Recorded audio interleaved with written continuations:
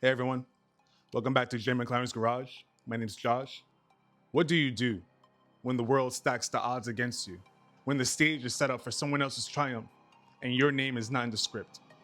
Jeff Gordon wasn't just racing for a win. He was driving a Pepsi car in the middle of a Coca-Cola ambush. 8 Coca-Cola sponsored cars surrounded him. This whole night was supposed to belong to their brand, but fate and a perfectly timed push from Jimmie Johnson had other plans. This is the story of the 2004 Pepsi 400 at Daytona International Speedway. July 3rd, 2004, Daytona International Speedway. A holiday weekend, a sold-out crowd, and a race delayed by the summer rain, and the biggest marketing standoff in NASCAR history. Coca-Cola had just launched their new low-carb drink, C2, and to make a statement, they sponsored 8 different cars in the Pepsi 400. That's not a typo, you did not hear me wrong.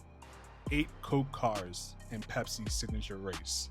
Drivers like Tony Stewart, Kurt Busch, and Jeff Burton all showed up wearing Coca-Cola fire suits, hoping to outshine the one driver carrying Pepsi's banner. But Jeff Gordon wasn't just any driver. He started on the pole in the number 24 Pepsi $1 billion game Chevrolet. And from the drop of the green, he stayed near the front. He battled Michael Waltrip, Dale Earnhardt Jr., and Tony Stewart in a race defined by momentum, teamwork, and chaos. The lead swapped hands over 20 times, with Waltrip, Jr., and Stewart all taking turns out front. Even Mike Wallace and Morgan Shepherd briefly led. But when it counted the most, with 10 laps to go, Gordon and Johnson were perfectly lined up in 3rd and 4th. Down the backstretch, Jimmie Johnson gave his teammate the push of a lifetime. Gordon shot past Tony Stewart and Dale Jr.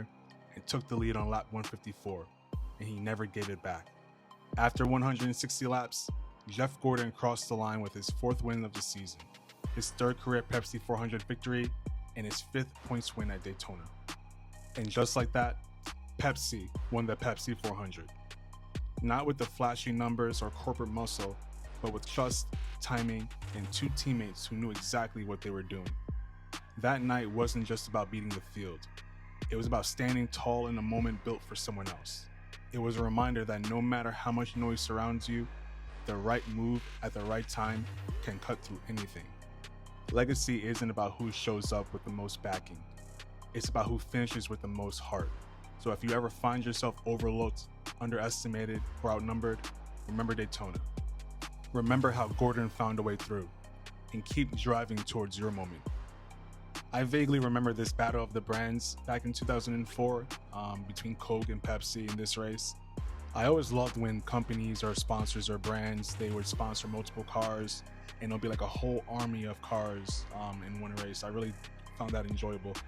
But it was really cool, this kind of storyline of the Coke coming in to spoil Pepsi's party and Jeff Gordon having none of that and shutting that down and winning in dramatic fashion.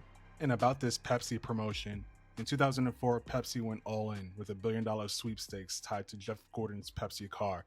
One lucky fan can win $1 billion if their number matched the one picked by a chimpanzee named Mr. Moneybags. So that's what that was about. No one won though. As you can see, a close-up of that hood, some grill tape on the bottom and in the middle of the grill. Down the left-hand side, very dirty, especially along the side and on the numbers. And as you get towards the left rear, a lot of dirt and tire marks in the left rear.